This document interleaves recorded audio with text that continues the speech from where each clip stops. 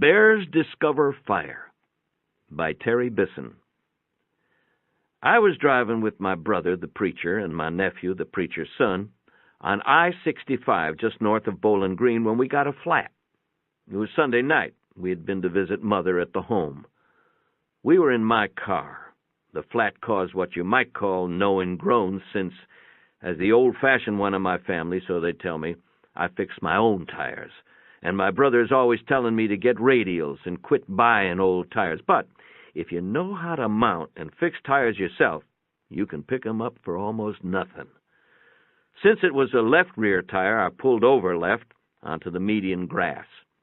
The way my caddy stumbled to a stop, I figured the tire was ruined. I guess there's no need asking if you have any of that flat fix in the trunk, said Wallace. Here, son, hold the light, I said to Wallace, Jr. He's old enough to want to help, and not old enough yet to think he knows it all. If I'd married and had kids, he's the kind I'd have wanted. An old caddy has a big trunk that tends to fill up like a shed. Mine's a 56. Wallace was wearing his Sunday shirt, so he didn't offer to help while I pulled magazines, fishing tackle, a wooden toolbox, some old clothes, a come-along wrapped in a grass sack, and a tobacco sprayer out of the way, looking for my jack. The spare looked a little soft. The light went out. Shake it, son, I said. It went back on. The bumper jack was long gone, but I carry a little quarter-ton hydraulic. I finally found it under Mother's old Southern Livings, 1978-1986. I'd been meaning to drop them at the dump. If Wallace hadn't been along, I'd have let Wallace Jr. position the jack under the axle, but I got on my knees and did it myself. There's nothing wrong with a boy learning to change a tire. Even if you're not going to fix and mount them, you're still going to have to change a few in this life. The light went off again before I had the wheel off the ground. I was surprised at how dark the night was already. It was late October and beginning to get cool. Shake it again, son, I said. It went back on, but it was weak, flickery. With radials, you just don't have flats, Wallace explained in that voice he uses when he's talking to a number of people at once. In this case, Wallace Jr. and myself. And even when you do, you just squirt them with this stuff called flat fix, and you just drive on, $3.95 the can. Uncle Bobby can fix a tire himself, said Wallace Jr. out of loyalty, I presume. Himself, I said from halfway under the car. If it was up to Wallace, the boy would talk like what Mother used to call a helot from the gorges of the mountains. But drive on radials.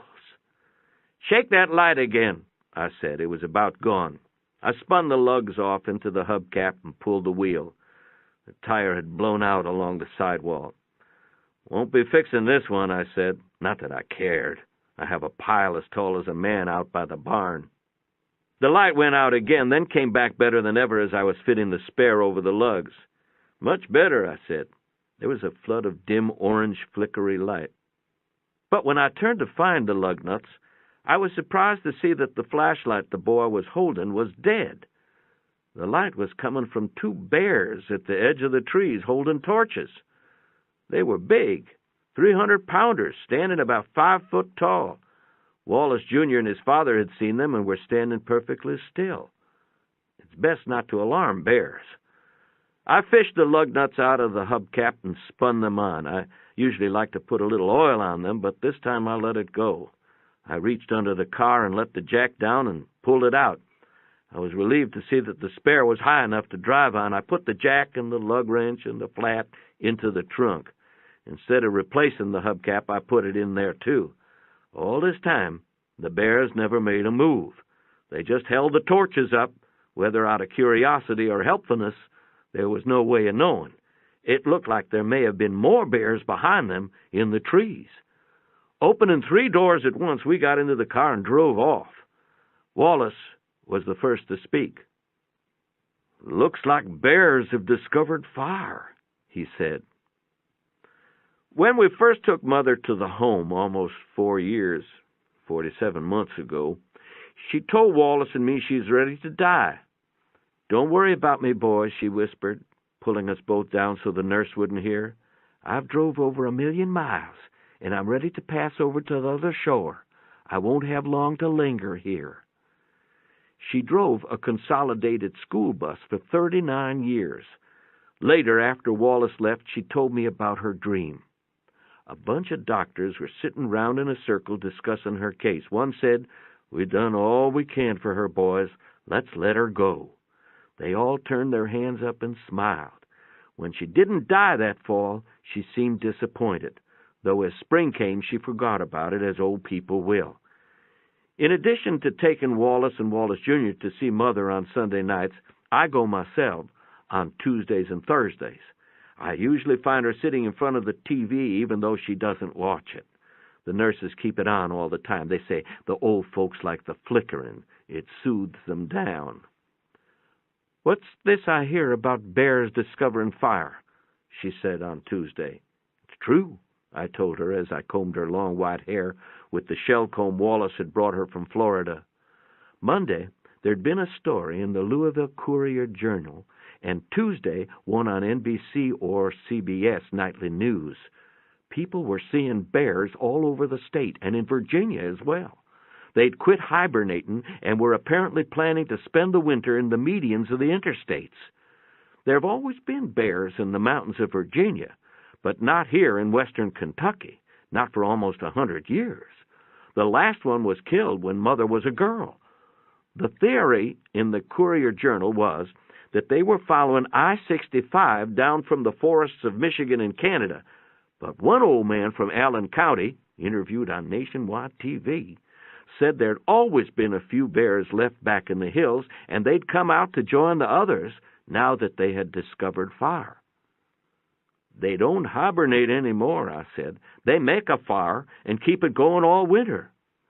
"I declare," Mother said. "What'll they think of next?" The nurse came to take her tobacco away, which is the signal for bedtime. Every October, Wallace Jr. stays with me while his parents go to camp. I realize how backward that sounds, but there it is. My brother is a minister, House of the Righteous Way Reformed, but he makes 2/3 of his living in real estate. He and Elizabeth go to a Christian success retreat in Florida, where people from all over the country practice selling things to one another.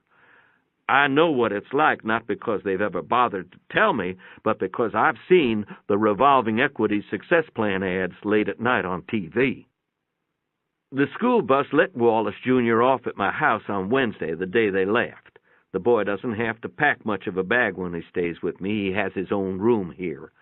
As the eldest of our family, I hung on to the old home place near Smith's Grove. It's getting run down, but Wallace Jr. and I don't mind. He has his own room in Bowling Green, too, but since Wallace and Elizabeth move to a different house every 3 months, part of the plan, he keeps his .22 and his comics, the stuff that's important to a boy his age, in his room here at the home place. It's the room his dad and I used to share. Wallace Jr.'s 12. I found him sitting on the back porch that overlooks the interstate when I got home from work. I sell crop insurance. After I changed clothes, I showed him how to break the bead on a tire 2 ways, with a hammer and by backing a car over it. Like making sorghum, fixing tires by hand is a dying art. The boy caught on fast, though.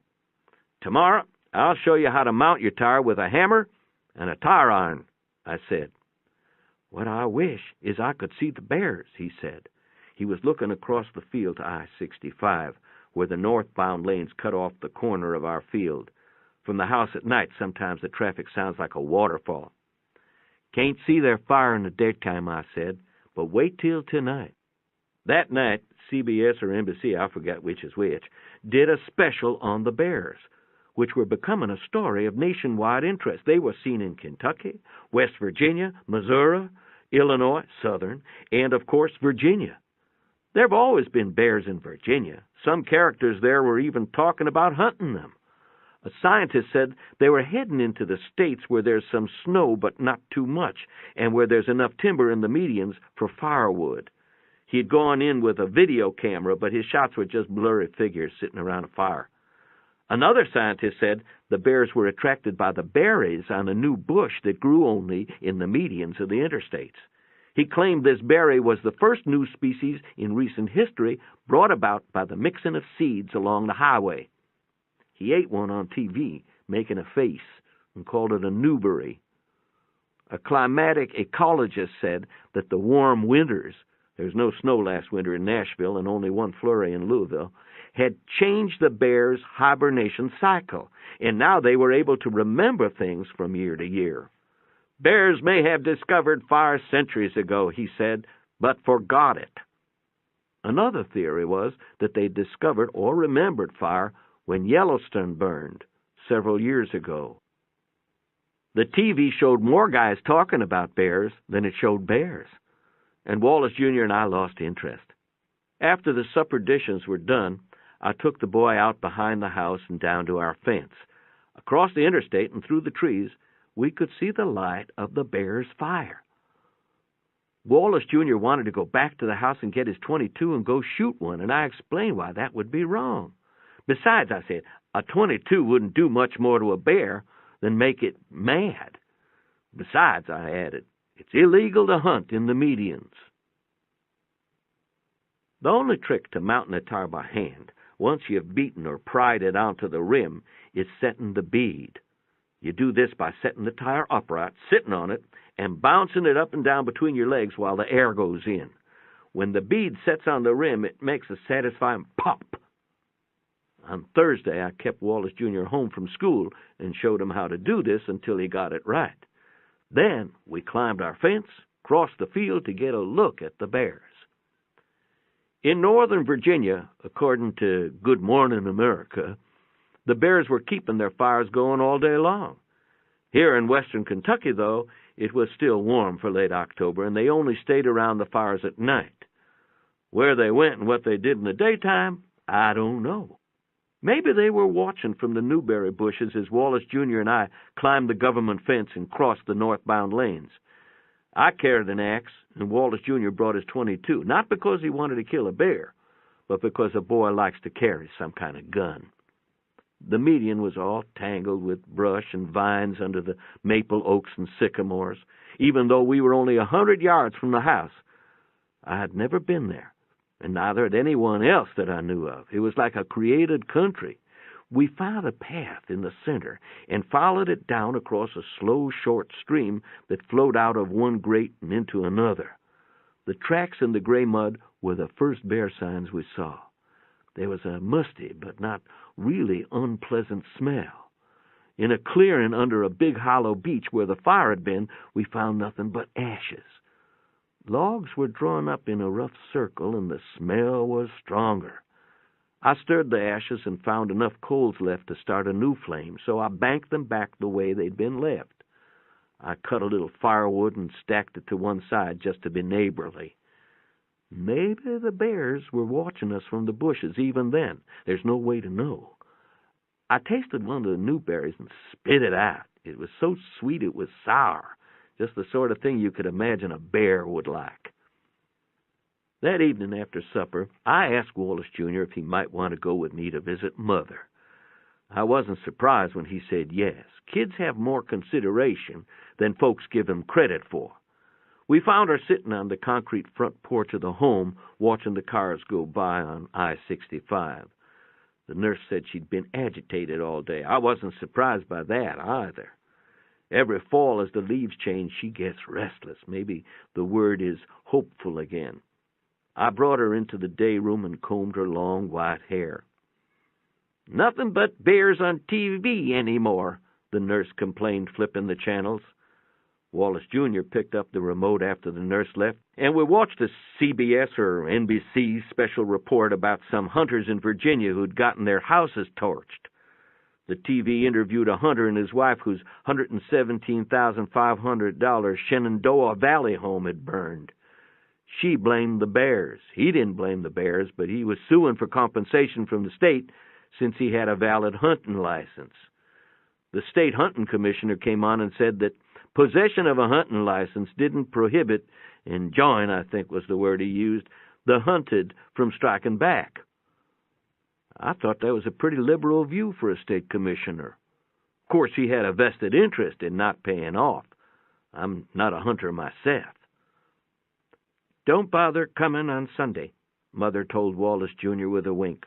"I've drove 1,000,000 miles, and I got one hand on the gate." I'm used to her saying stuff like that, especially in the fall, but I was afraid it would upset the boy. In fact, he looked worried after we left, and I asked him what was wrong. "How could she have drove 1,000,000 miles?" he asked. She had told him 48 miles a day for 39 years, and he'd worked it out on his calculator to be 336,960 miles. "Have driven," I said, "and it's 48 in the morning and 48 in the afternoon. Plus there was the football trips. Plus, old folks exaggerate a little." Mother was the first woman school bus driver in the state. She did it every day and raised a family, too. Dad just farmed. I usually get off the interstate at Smith's Grove, but that night I drove north all the way to Horse Cave and doubled back so Wallace Jr. and I could see the bears' fires. There were not as many as you would think from the TV, one every 6 or 7 miles hidden back in a clump of trees or under a rocky ledge. Probably they looked for water as well as wood. Wallace Jr. wanted to stop, but it's against the law to stop on the interstate, and I was afraid the state police would run us off. There was a card from Wallace in the mailbox. He and Elizabeth were doing fine and having a wonderful time. Not a word about Wallace Jr., but they didn't seem to mind. Like most kids his age, he doesn't really enjoy going places with his parents. On Saturday afternoon, the home called my office, Burley Belt Drought and Hail, and left word that Mother was gone. I was on the road. I work Saturdays. It's the only day a lot of part-time farmers are home. My heart literally skipped a beat when I called in and got the message, but only a beat. I'd long been prepared. "It's a blessing," I said when I got the nurse on the phone. "You don't understand," the nurse said. "Not passed away, gone. Ran away, gone. Your mother has escaped." Mother had gone through the door at the end of the corridor when no one was looking, wedging the door with her comb and taking a bedspread which belonged to the home. "What about her tobacco?" I asked. It was gone. That was a sure sign she was planning to stay away. I was in Franklin, and it took me less than an hour to get to the home on I-65. The nurse told me that Mother had been acting more and more confused lately. Of course, they're going to say that. We looked around the grounds, which is only an acre, with no trees between the interstate and a soybean field. Then they had me leave a message at the sheriff's office. I would have to keep paying for her care until she was officially listed as missing, which would be Monday. It was dark by the time I got back to the house, and Wallace Jr. was fixing supper. This just involves opening a few cans already selected and grouped together with a rubber band. I told him his grandmother had gone, and he nodded, saying, "She told us she would be." I called Florida and left a message. There was nothing more to be done. I just sat down and tried to watch TV, but there was nothing on. Then I looked out the back door and saw the firelight twinkling through the trees across the northbound lane of I-65 and realized I just might know where to find her. It was definitely getting colder, so I got my jacket. I told the boy to wait by the phone in case the sheriff called, but when I looked back halfway across the field, there he was behind me. He didn't have a jacket. I let him catch up. He was carrying his .22, and I made him leave it leaning against our fence. It was harder climbing the government fence in the dark at my age than it had been in the daylight. I'm 61. The highway was busy with cars heading south and trucks heading north. Crossing the shoulder, I got my pants cuffs wet on the long grass, already wet with dew. It's actually bluegrass. The first few feet into the trees, it was pitch black, and the boy grabbed my hand. Then it got lighter. At first, I thought it was the moon, but it was the high beams shining like moonlight into the treetops, allowing Wallace Jr. and me to pick our way through the brush. We soon found the path and its familiar bear smell. I was wary of approaching the bears at night. If we stayed on the path, we might run into one in the dark, but if we went through the bushes, we might be seen as intruders. I wondered if maybe we shouldn't have brought the gun. We stayed on the path. The light seemed to drip down from the canopy of the woods like rain. The going was easy, especially if We didn't try to look at the path, but let our feet find their own way. And then, through the trees, I saw their fire. The fire was mostly of sycamore and beech branches, the kind of fire that puts out very little heat or light and lots of smoke. The bears hadn't learned the ins and outs of wood yet. They did okay at tending it, though. A large cinnamon-brown northern-looking bear was poking the fire with a stick, adding a branch now and then from a pile at his side. The others sat around in a loose circle on the logs. Most were smaller black or honey bears. One was a mother with cubs. Some were eating berries from a hubcap, not eating, but just watching the fire. My mother sat among them, with the bedspread from the home around her shoulders. If the bears noticed us, they didn't let on. Mother patted a spot right next to her on the log, and I sat down. A bear moved over to let Wallace Jr. sit on our other side. The bear smell is rank, but not unpleasant once you get used to it. It's not like a barn smell, but wilder. I leaned over to whisper something to Mother, and she shook her head. It would be rude to whisper around these creatures that don't possess the power of speech. She let me know without speaking. Wallace Jr. was silent, too. Mother shared the bedspread with us, and we sat for what seemed hours, looking into the fire.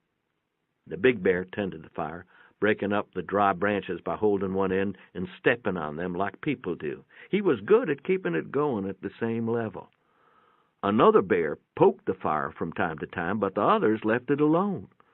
It looked like only a few of the bears knew how to use fire and were carrying the others along, but isn't that how it is with everything? Every once in a while, a smaller bear walked into the circle of firelight with an armload of wood and dropped it onto the pile. Median wood has a silvery cast like driftwood. Wallace Jr. isn't fidgety like a lot of kids. I found it pleasant to sit and stare into the fire. I took a little piece of Mother's Red Man, though I don't generally chew. It was no different from visiting her at the home, only more interesting because of the bears. There were about 8 or 10 of them. Inside the fire itself, things weren't so dull either. Little dramas were being played out as fiery chambers were created and then destroyed in a crashing of sparks. My imagination ran wild. I looked around the circle at the bears and wondered what they saw. Some had their eyes closed. Though they were gathered together, their spirits still seemed solitary, as if each bear was sitting alone in front of its own fire. The hubcap came around, and we all took some new berries. I don't know about Mother, but I just pretended to eat mine. Wallace Jr. made a face and spit his out. When he went to sleep, I wrapped the bedspread around all 3 of us. It was getting colder, and we were not provided, like the bears, with fur. I was ready to go home, but not Mother. She pointed up toward the canopy of trees where a light was spreading, and then pointed to herself. Did she think it was angels approaching from on high? It was only the high beams of some southbound truck, but she seemed mighty pleased. Holding her hand, I felt it grow colder and colder in mine. Wallace Jr. woke me up by tapping on my knee. It was past dawn, and his grandmother had died sitting on the log between us. The fire was banked up, and the bears were gone, and someone was crashing straight through the woods, ignoring the path.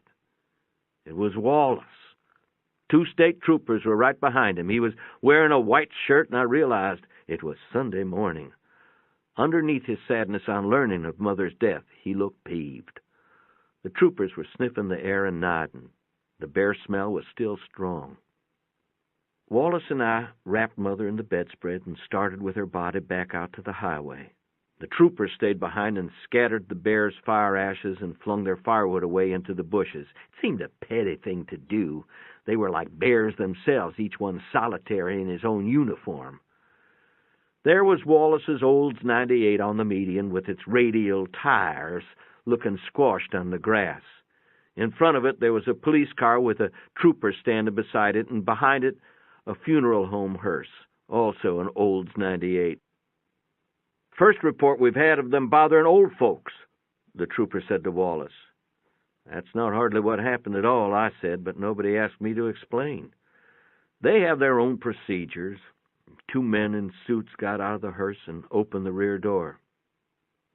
That, to me, was the point at which Mother departed this life. After we put her in, I put my arms around the boy. He was shivering, even though it wasn't that cold. Sometimes death'll do that, especially at dawn, with the police around and the grass wet, even when it comes as a friend. We stood for a minute watching the cars pass. "It's a blessing," Wallace said. "It's surprising how much traffic there is at 6:22 a.m. That afternoon, I went back to the median and cut a little firewood to replace what the troopers had flung away. I could see the fire through the trees that night. I went back 2 nights later after the funeral. The fire was going, and it was the same bunch of bears as far as I could tell. I sat around with them a while, but it seemed to make them nervous, so I went home. I'd taken a handful of newberries from the hubcap, and on Sunday I went with the boy and arranged them on Mother's grave. I tried again, but it's no use. You can't eat them. Unless you're a bear.